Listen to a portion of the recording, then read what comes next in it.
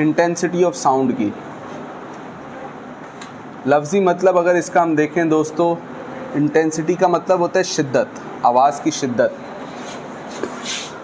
तो intensity of sound को अगर डिफ़ाइन करना है तो चलो एक मिसाल फ़र्ज़ करते हैं अपने पास।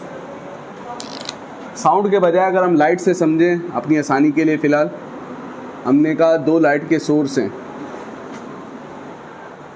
दो लाइट के सोर्स मतलब दोनों से लाइट आ रही है। एक लाइट का सोर्स है छोटा, ये है लाइट ए, ये है लाइट बी। इस बल्ब का साइज़ है छोटा और इस वाले बल्ब का साइज़ है दोस्तों बड़ा, ठीक है। अगर मैं इसे बंद रखूं और इसे ऑन रखूं तो ये लाइट की कुछ ना लाइट निकलेगी इसमें से। जब ऑन है तो लाजमी सी बात है निकलेगी, तो लाइट की कुछ ना कुछ शिद्दत होगी। जी सर, उसे इंटेंसिटी ऑफ लाइट कहेंगे। इसी तरीके से दोस्तों इसको बंद रखें, इसको ऑन करें और इस रोशनी को देखें तो इस रोशनी की शिद्दत दिखेगी, तो इसको कहेंगे इंटेंसिटी ऑफ लाइट। सही है, ठीक है। क्या दोनों केसेस में शिद्दत एक जैसी दिखेगी? तो हम कहेंगे नहीं सर, यहाँ पे हमें लाइट की शिद्दत क्या दिखेगी? ज़्यादा। हमें रोशनी का इम्पैक्ट क्या दिखेगा? ज़्यादा। तो यहाँ पे लाइट की शिद्दत क्या दिखेगी? कम। अगर कोई हमसे पूछे तो लाइट की शिद्दत यहाँ पे ज़्यादा दिखेगी तो क्यों दिखेगी, तो आम आदमी यही बोलेगा सर बल्ब बड़ा बल्ब है इसलिए शिद्दत क्या दिखेगी? ज़्यादा। लेकिन टेक्निकल आदमी दोस्तों कहेगा अगर ये बड़ा बल्ब है तो असल में इसको चलाने के लिए एनर्जी भी क्या चाहिए? ज़्यादा, ठीक है। लाइट के जो पार्टिकल्स होते हैं उन्हें कहते हैं फोटॉन्स। क्या कहते हैं दोस्तों? ये एक छोटा बल्ब है तो इसमें से भी फोटोन निकलेंगे। ये एक लाइट है तो इसमें से भी फोटोन निकलेंगे। ये भी एक लाइट है तो इसमें से भी फोटोन निकलेंगे। ये बड़ा सोर्स है लाइट का तो इसमें से फोटोन क्या निकलेंगे? ज़्यादा। और लाजमी सी बात है उन ज़्यादा को निकालने के लिए आपको एनर्जी भी क्या चाहिए? ज़्यादा। तो दोस्तों अगर हम एनर्जी बढ़ा दें सोर्स की, जिससे फोटोन्स की एनर्जी बढ़ जाएगी, ठीक है। तो यहाँ पर क्लासिकल फिजिक्स के मुताबिक सर यहाँ पर क्या हो जाएगा कि अगर आप एनर्जी बढ़ाओगे तो लाइट की इंटेंसिटी क्या हो जाएगी? बढ़ जाएगी। इंटेंसिटी को शो करते हैं आई से। किससे शो करते हैं? तो हमने कहा इंटेंसिटी का और एनर्जी का आपस में कैसा रिलेशन? डायरेक्ट रिलेशन वाली चीज़ें एक दूसरे के आमने सामने आती है और इन्वर्स वाली ऊपर नीचे आती हैं। डायरेक्ट और इन्वर्स रिलेशन पढ़ा था ना, याद है? तो इंटेंसिटी का एनर्जी के साथ कैसा रिलेशन? डायरेक्ट। फॉर एग्जाम्पल दो बल्ब है मेरे पास, दोनों बल्बों का साइज भी एक जैसा। दोनों बल्ब्स का साइज भी क्या है सर? एक जैसा। इस बल्ब को मैंने लगाया एक रूम के अंदर, ठीक है, और इस बल्ब को मैंने लगा दिया ग्राउंड के अंदर। दोनों बल्ब एक जैसे, इसको लगा दिया रूम में, बताओ रोशनी देगा? जी सर देगा। इसको लगा दिया किस में? ग्राउंड में। तो ग्राउंड में भी ये रोशनी फेंकेगा? बड़ा सा ग्राउंड है। जी सर रोशनी तो फेंकेगा, लेकिन उस रोशनी का असर क्या होगा? क्या ख्याल है? ऐसा ही है। तो हमने देखा यहाँ पे शिद्दत क्या हो गई? क्यों शिद्दत कम हुई और यहाँ पे क्यों ज़्यादा है? हालांकि बल्ब तो एक जैसे हैं। वो तो आम आदमी बोलेगा, ख़ास आदमी वाली बात करनी है, शाबाश। तो जब रूम छोटा है तो सर रूम की जगह क्या है? कम है। एरिया क्या है? और दोस्तों यहाँ पर सोचें बड़ा ग्राउंड है, एरिया क्या है? ज़्यादा। एरिया ज़्यादा, जगह बड़ी की तो लाइट की शिद्दत क्या हो गई? तो हमने कहा एरिया अगर बढ़ाएंगे तो शिद्दत क्या हो जाएगी? कम हो जाएगी। तो हमने कहा सर इंटेंसिटी और एरिया का कैसा रिलेशन? Inverse relation. इंटेंसिटी और एरिया का कैसा रिलेशन कि अगर आपने जगह बहुत बड़ी ली, एरिया बहुत बड़ा लिया, तो फिर आपने जो बल्ब लगाया होगा, जो सोर्स ऑफ लाइट होगा, आपको उसकी शिद्दत क्या होना शुरू हो जाएगी? कम दिखना शुरू हो जाएगी। सही हो गया, ठीक है दोस्तों। फर्ज करें चलो दो बल्ब हैं,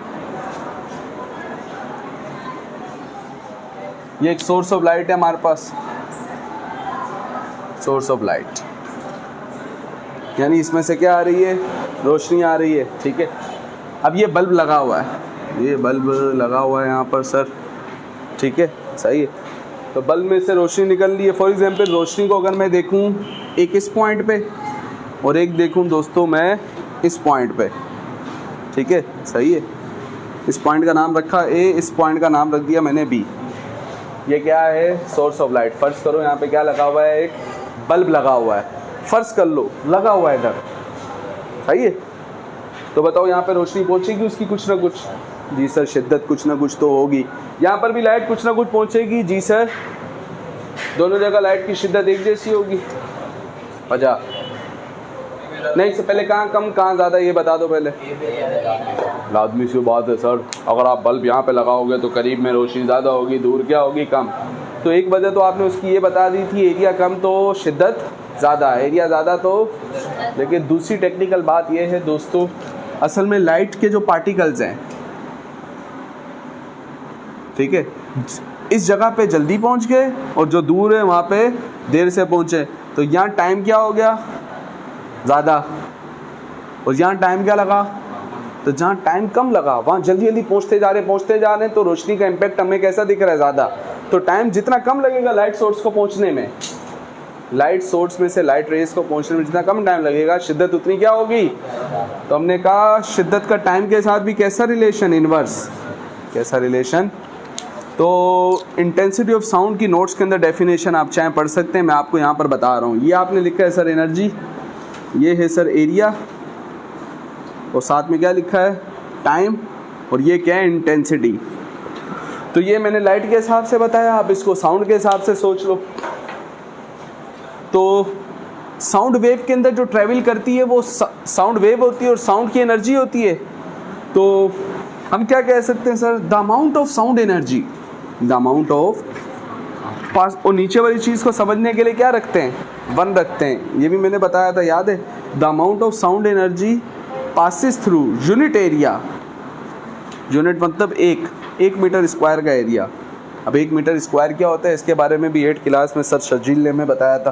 खैर, the amount of sound energy passes through unit area in कितना टाइम, नीचे वाली चीज़ को समझने के लिए क्या रखते हैं sir, in 1 second, is known as intensity of sound. The amount of sound energy passes through unit area in 1 second is known as intensity of sound। ठीक है, सही है। जो भी सोच सकते हैं दोस्तों, एक और तरीके से भी सोच सकते हैं इसको। आप ही ने मैं बताया था सर 9 फिजिक्स चैप्टर नंबर 8 के अंदर, energy upon time, work done divided by time, W upon T किसके बराबर होता है, rate of doing work done, इसको प्यार से कहते हैं सर पावर। तो एनर्जी अपॉन टाइम की जगह क्या लिख सकते हैं sir, power. E upon T की जगह, क्योंकि एनर्जी वर्क डन के बराबर होती है। कोई बॉडी कितना काम कर सकती है, जितनी उसके पास क्या हो, वर्क डन, और एनर्जी सेम हो गया। W अपॉन T की जगह क्या आ गया, P, और अपॉन में क्या बचा, तो ये हो गया P अपॉन A, और दूसरी तरफ क्या है I, intensity. So intensity of sound alternatively can also be defined as the amount of power developed by a sound source that passes through unit area is known as intensity of sound। Clear हो गया, ठीक है।